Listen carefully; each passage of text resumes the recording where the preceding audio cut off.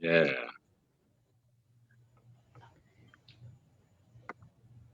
Radio Next TV, Cool Groove. We are live on the Zoom platform.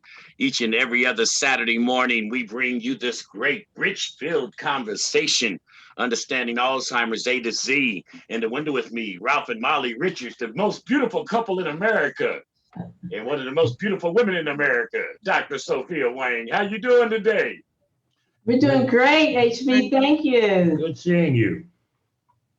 Thank you guys so much, and happy May Day up in here Yes, as we're yes. moving closer into the summer. I was looking at my calendar, Sophia, and we're about three-quarters of the way in of this great information series that we started trying to bring Alzheimer's to the community. And I think we're doing a great job of expressing some of the things we need to know. And man, you hit a nerve when we start talking about communication because most people don't understand only 30% of communication is verbal. So when we start dealing with communication, we need to know that there's 70% of the communication that we do it is nonverbal. And so when we start talking about how do we communicate in the field of Alzheimer's and understanding what our loved ones might be going through when we're not understanding what Alzheimer's is and what those symptoms are, we're going to jump right in today. Ralph and Molly. Okay, Ralph. Okay, sounds good. Let me just start out by saying that with Alzheimer's, communication changes as the disease progresses, and as we look at this, we need to look at ways of decoding behavioral and verbal communications. In other words, we have to look at what is the message that the person is trying to convey to us. Now, let me break it down to give you some foundation here. In normal communication, we communicate several ways. One, we communicate through body language. If we have our hands on our hips or folded our arms, or a head turned, then we're communicating something to some people. So I think that's important that we know that. Secondly, we communicate with words. Words can be very piercing.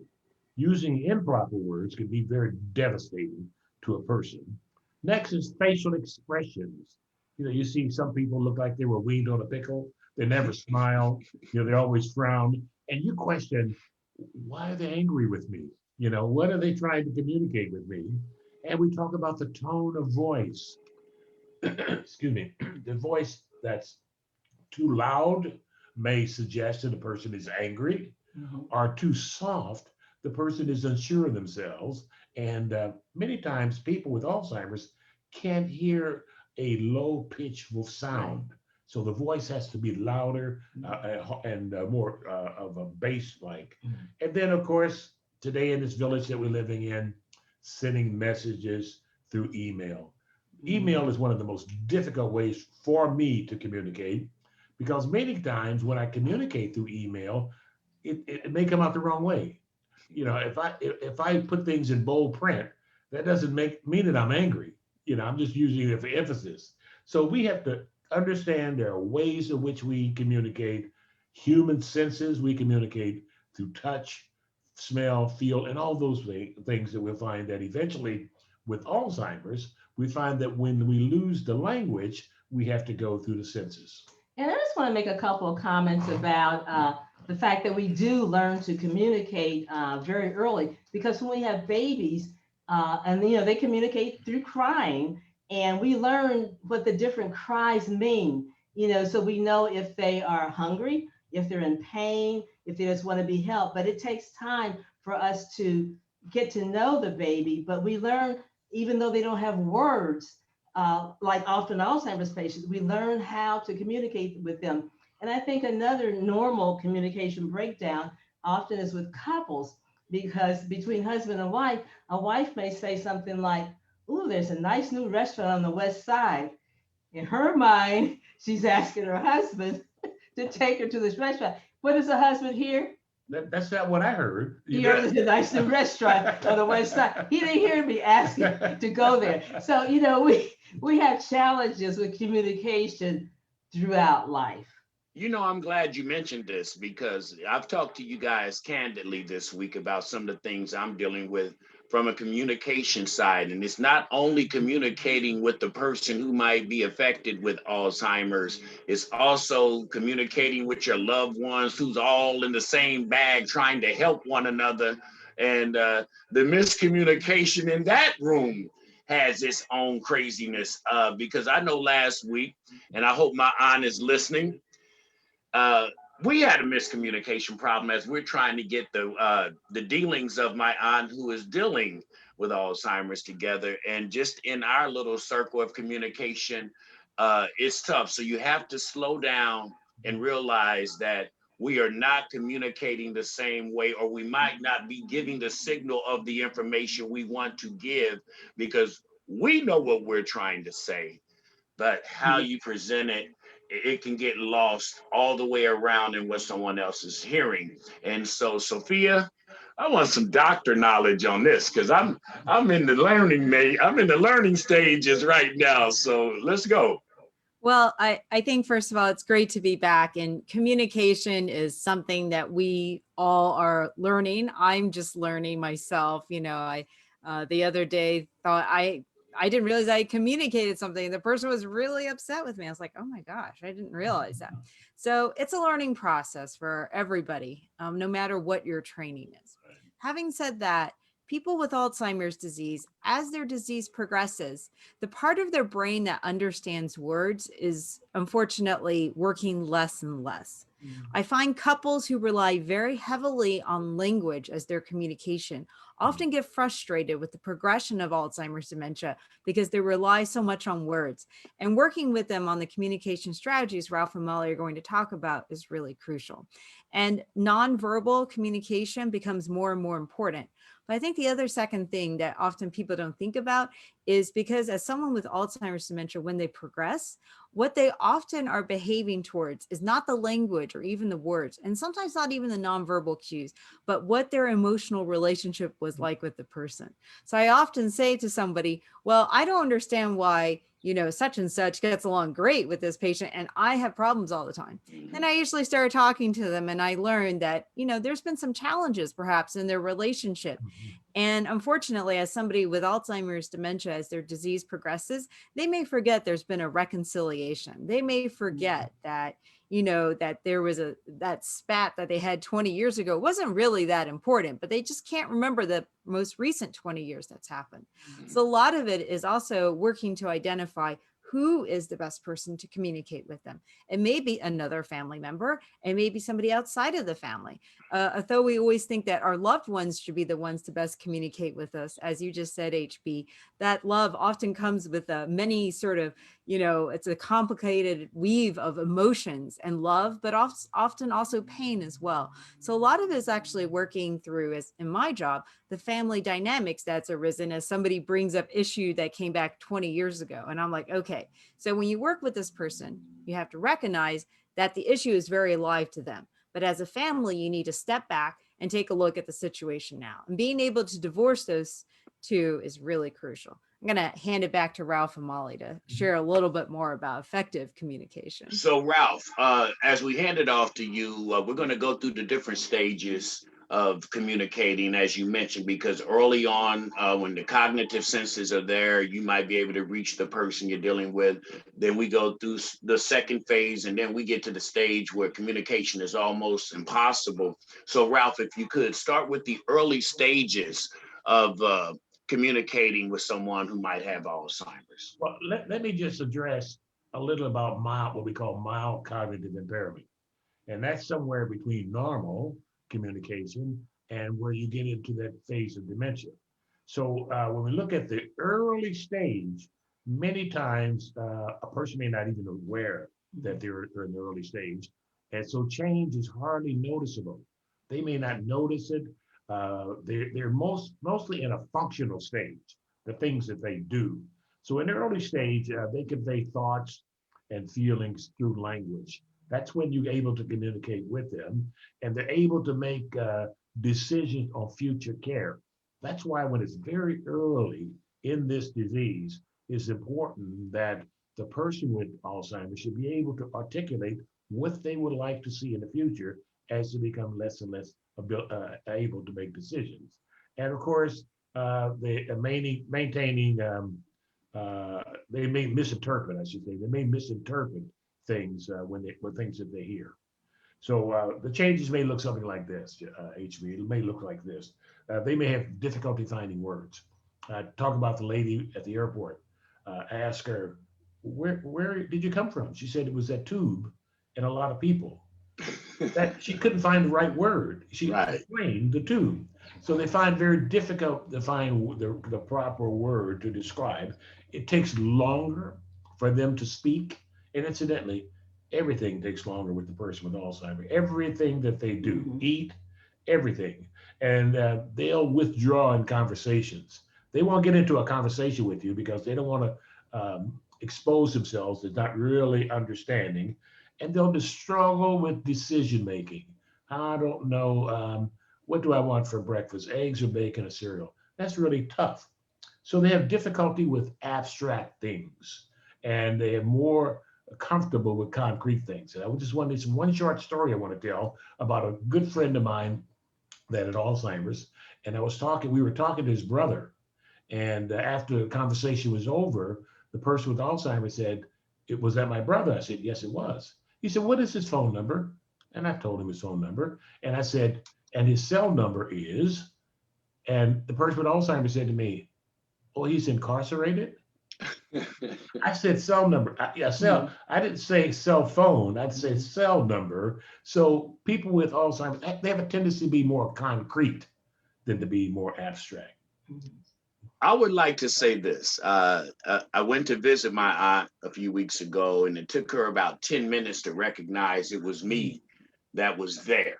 And that was when I really started to understand from some of the conversations that we're having on this bi-weekly program that, man, I'm in the middle of this now. You know, this is real now.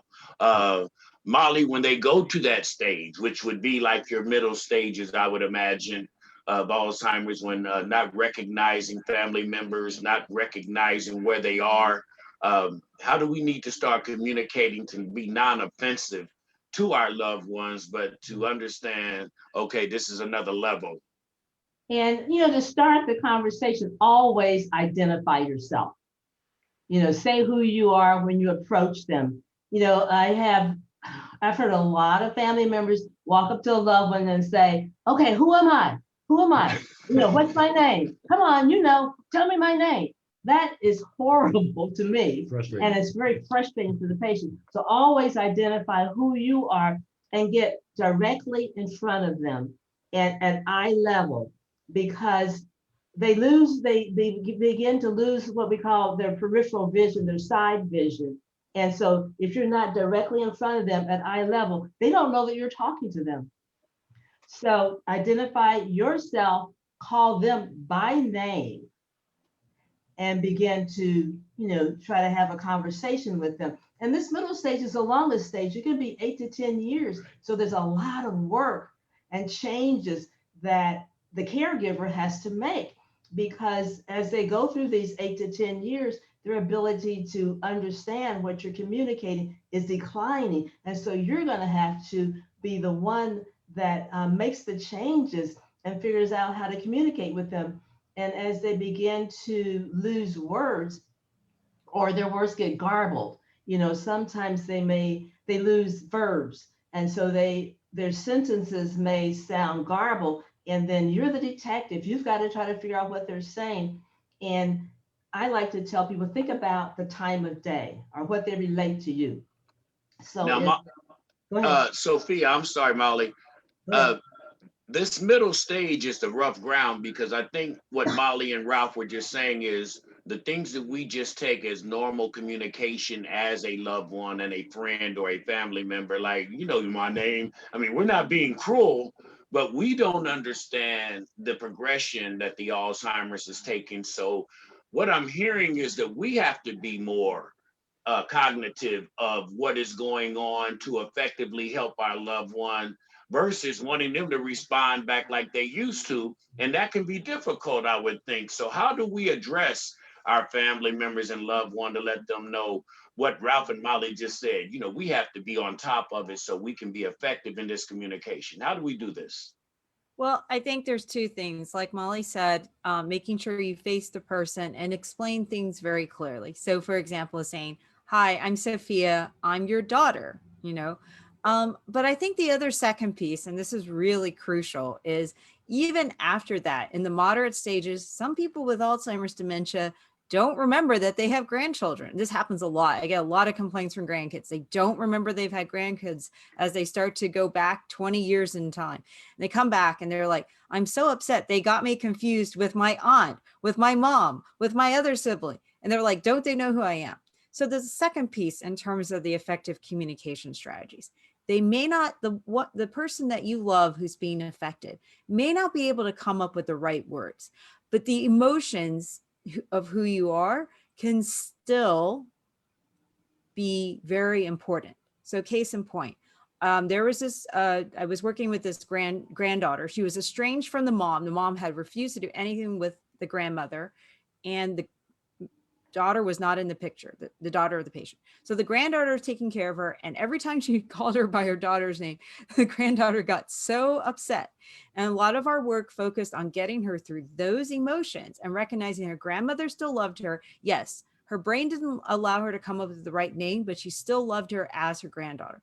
And once she was able to recognize that, and being able to give what I call leeway, and this is what Ralph and Molly would talk about, you having to be able to give leeway is really crucial, because if you don't give leeway to that person whose brain is being affected by the disease, you're going to end up causing a lot of emotional pain for yourself and unintentionally for them, because you're misunderstanding what their intent is just because they can't come up with the right word. The love is still there. The words may not be there. I think that's a really crucial point with Alzheimer's.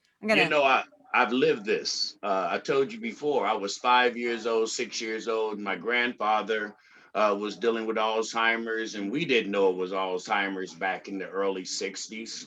They called it, he was senile, is what they said. And I would be sitting at the kitchen table with my grandmother and my grandfather, go upstairs to use the restroom. And when I come back, my grandfather would say, "Addie, who is that boy over there?" And I mean, we were in a full blown conversation like grandfather and grandson. And I went upstairs and came back 3 minutes later, and he didn't recognize who I was. And it was just, I was so confused, much like I was when I went to visit my aunt a few weeks ago. And she didn't recognize me till about 15 minutes into the game. So we have to be aware. And that's the reason I'm so happy we're doing this, because I'm reliving this all over again. And when it gets to that stage, it seems like we're going through the later stages where communication is going to happen through the senses: smell, touch, feel, all of those things that the natural human being are adapted to. Ralph and Molly, talk about this as we move into the later stages of Alzheimer's, and if we want to be effective for our loved one, how we can use these skills. I just want to make a couple more comments about the middle stage, since it's the longest, and that's the one people are going to be struggling and working with for so many years. And what Dr. Sophia said is so important, and your example is a piece of that. You know, the thing, and then the big word is retrogenesis, and she touched on that. They go back in time. And so maybe someone is 80 years old chronologically, but as the disease progresses and their brain shrinks and has damage from the disease, they may be 70, they may go back to when they are 30 or 40. This is why your grandfather didn't remember you, because you weren't born if he was back when he was 30 years old. And so, and that's why they call their granddaughter by their daughter's name, because they don't remember their daughter. And there may be like a familiarity, they may look similar.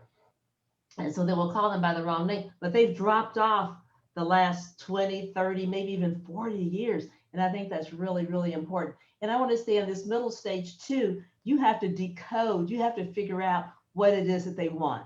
They can't verbally tell you, but they can move around, they can motion, they can strike out. And so you have to be the detective. Okay, is it the time of the day for their pain medication?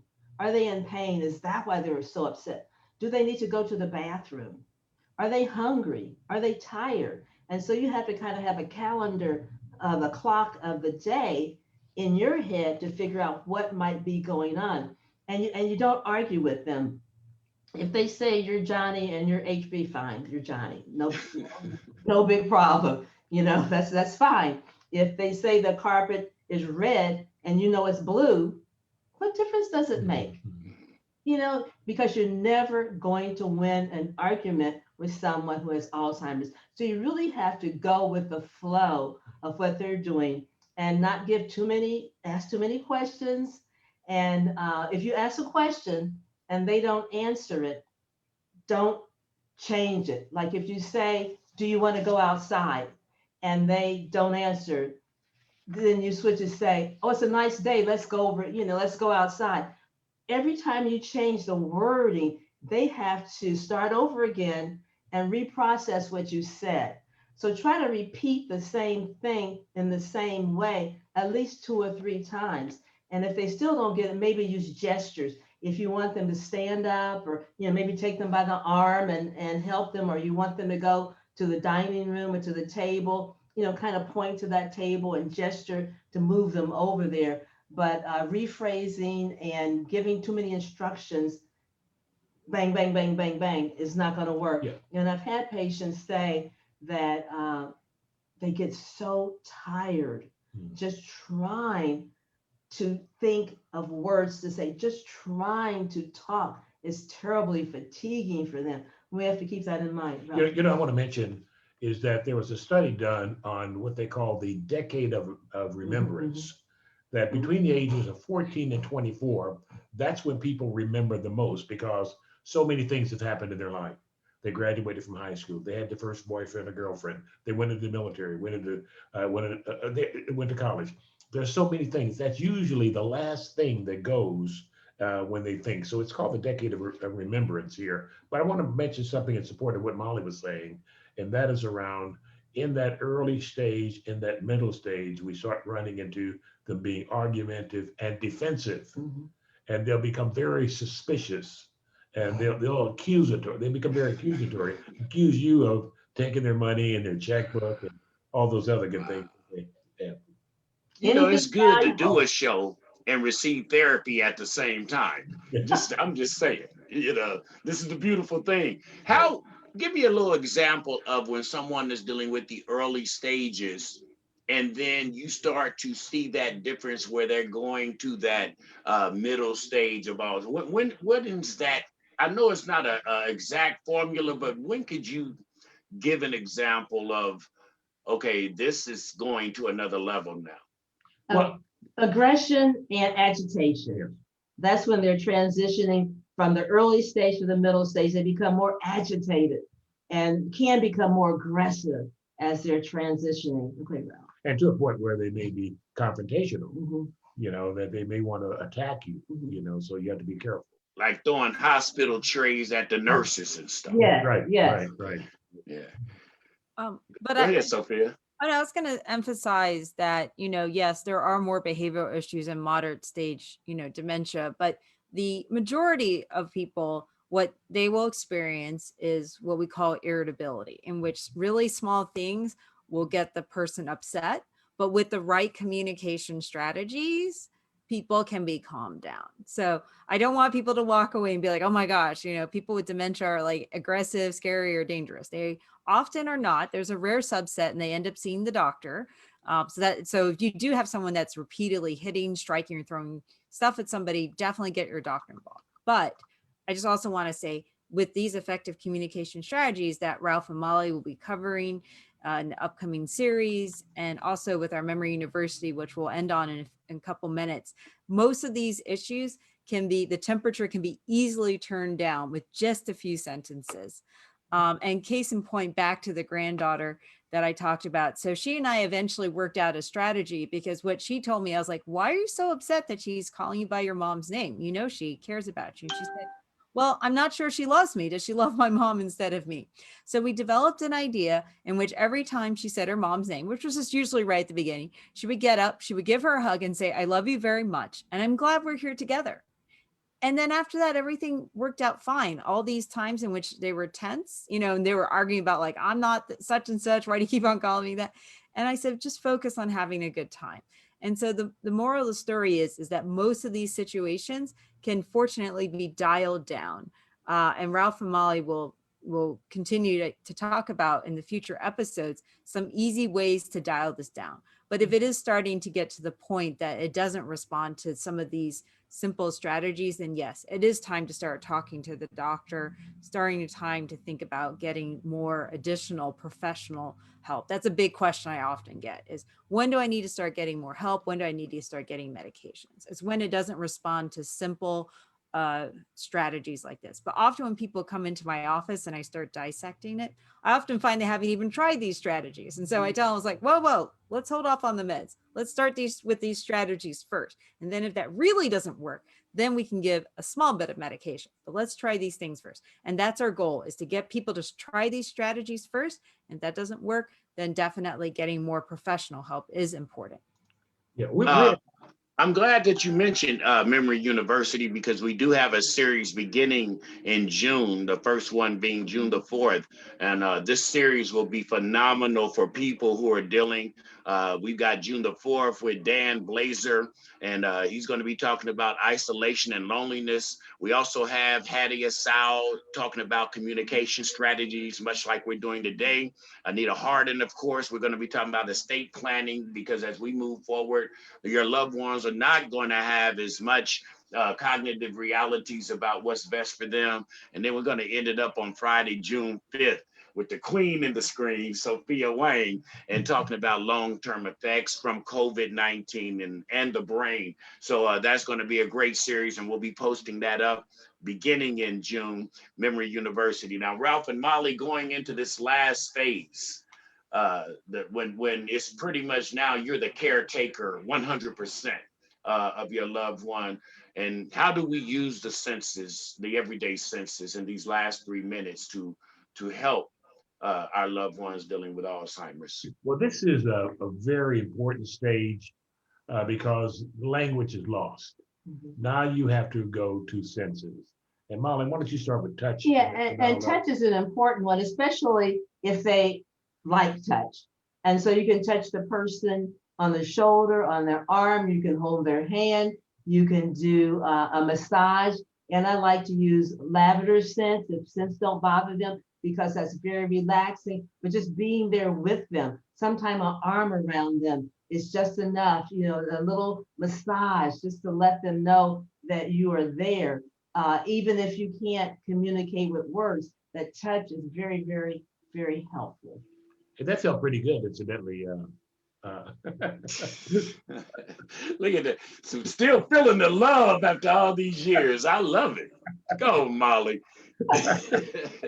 Now, what about the visual side of things? What can we do to reconnect? They still have good vision, brightly colored things, pictures, and it depends on what they like, and their likes may change. I know we used to do groups, and a lot of people like to look at pictures of old movie stars, and they could name the movie stars. They could name what movie they were in. They could do all those things. But family photos, if they like nature, pictures of birds, looking at nature shows on TV, even doing, I just saw the other day where someone was doing a nature puzzle with their loved one that had Alzheimer's. And so using their sight to do things, but the colors, the brightness, and that's really, really important. Now, sound probably is going to be in the same bag. The music that they used to listen to will be more relevant than what they're doing. And the beautiful thing about the internet now, whether it be a movie or whether it be music, we can go back and capture all of these old tunes and old movies that are relative to that person's psyche. That's a beautiful thing. Smell, same thing. What did you like to smell in the kitchen? Right. I think it's important for us to know that 85% of what we taste is as a result of what we smell. There's a close correlation to smell and taste. And you know, I like to say this though, because I like to cook. Mm-hmm. And what I've noticed is if you want to lose some weight, start cooking more. Because when you smell the food, you don't want to eat. So people say, HB, why aren't you going to eat? And I have to eat later after cooking because I've smelled so much. My brain is satisfied. Seriously. It's like, I don't want any more. I smelled everything I was cooking. So it's like you say, that direct correlation between taste and smell is a beautiful But the thing. smell brings back memories. You know, if you smell certain things, you think about when your grandmother made Thanksgiving dinner, or that apple pie, or that pumpkin pie, or that sweet potato pie. And so a lot of times just using spices and having people gently sniff the spice will bring back a memory. And you can say, what does this cinnamon remind you of? And you'd be amazed at how that conversation will come out, especially if they enjoy cooking, or even if they enjoy someone else's cooking. Those fragrances and smells bring back memories. And how time flies when we're talking about Yeah. some things that matter. Sophia, as we close down, anything that you would like to add to this rich conversation today? I think the most important thing is we definitely need to continue the dialogue, and I look forward to talking about this at a future show. So let's keep the conversation going, because this is a really complicated This is topic. good. Very It's complicated, but it's good. And I'm sure some people are being helped. And as I mentioned, I'm not being funny. This is like therapy for me, because I am smack dab in the middle of living with it right now. And I just thank you guys always for coming in and bringing some conversation that can make this audience learn something, know something, and be better about it. Thank you, and thank you, audience, for listening in also. Oh, absolutely. And we're going to continue this message, man. We're going to pound it in their mind and keep making them know we can have some help out here. And thank you guys so much. Okay. Okay, All thanks. right. All righty. Bye. All righty. We'll see you the next time. All Yeah, right. this